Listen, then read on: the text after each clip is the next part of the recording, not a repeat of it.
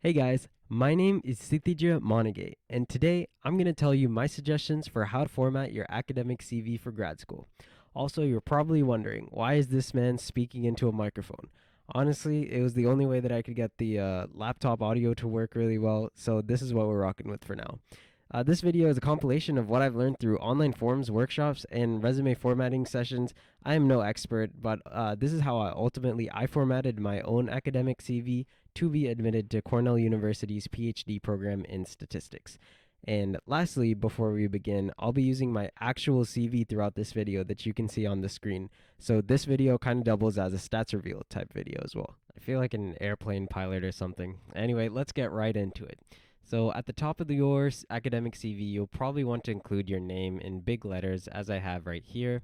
And you usually want to include at least your city, state, province, whatever, and then a phone number that they can contact you by, and then your official email. And you probably don't want to use like a personal email. If your school issues an email or something like that, that's the one that you want to put. Or if your employer uses an email, whatever professional email that you have, you'll also want to include.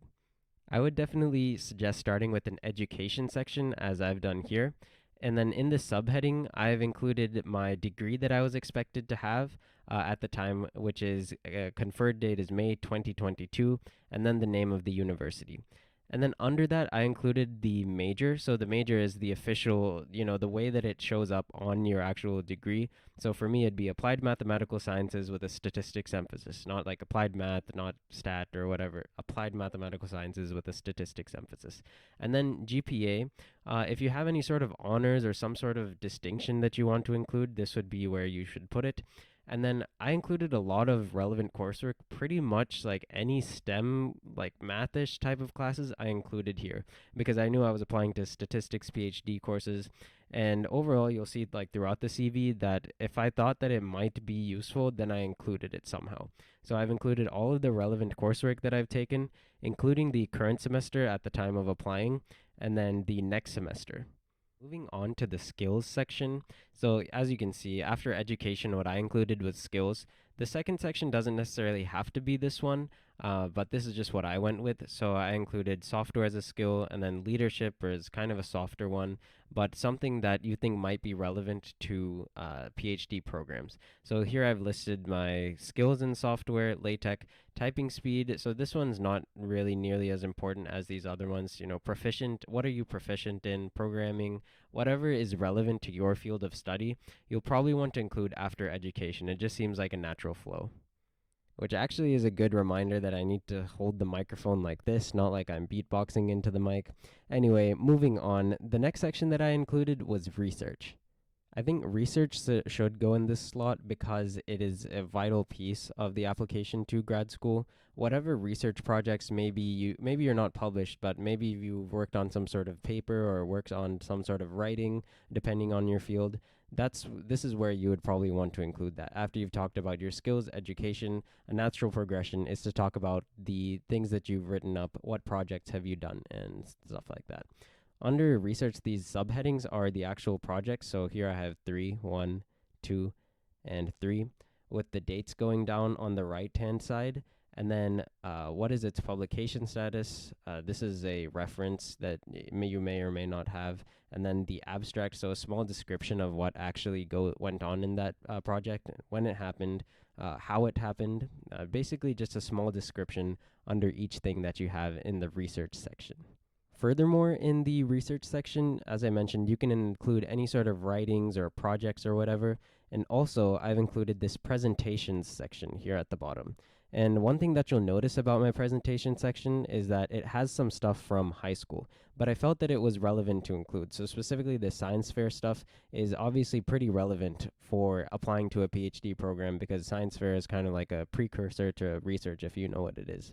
And more generally, as a rule for me, when I was making my CV, I included anything that I thought could help aid my case in the application process.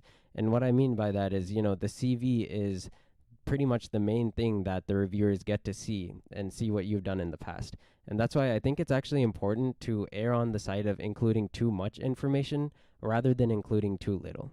In the next section, I included experience. So this includes anything that might be relevant. Here, I've just included my only internship experience and then my experience tutoring these subjects. Again, some of this stuff dates back a significant while ago, but if you think it might be relevant to your application, then personally, I would suggest including it.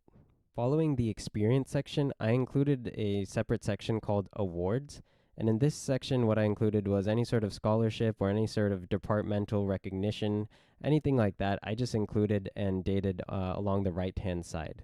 And finally, I included that I was a proud member of the American Statistical Association. This is pretty much a section for any sort of professional memberships that you might have.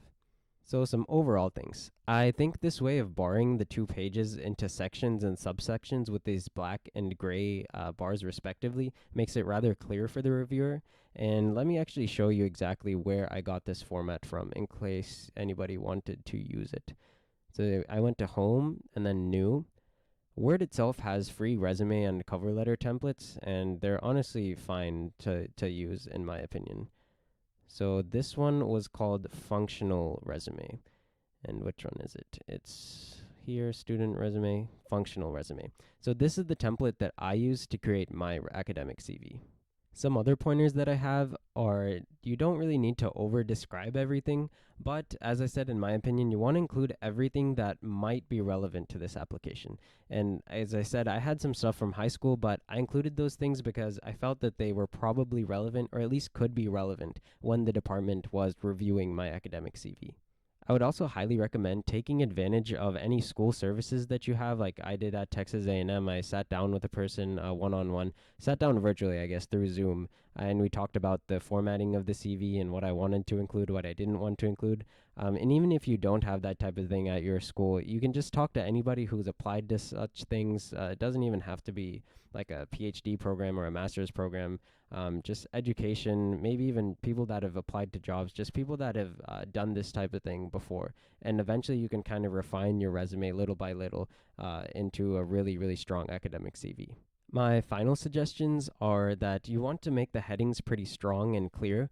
You don't want your CV to be cluttered at all. I would say the maximum font size that I would use would be 10-point font. You want to use some sort of neutral font, such as Times New Roman, Cambria, Calibri, something like that. And you want your academic CV to be no more than 2 pages.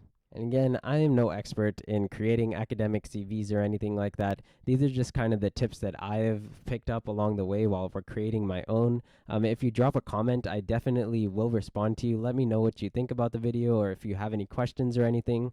And my email is also listed on my channel. So that's pretty much it for this video. Thank you so much for watching. I really appreciate you. My name is Sitija Monage, and I'll see you next time.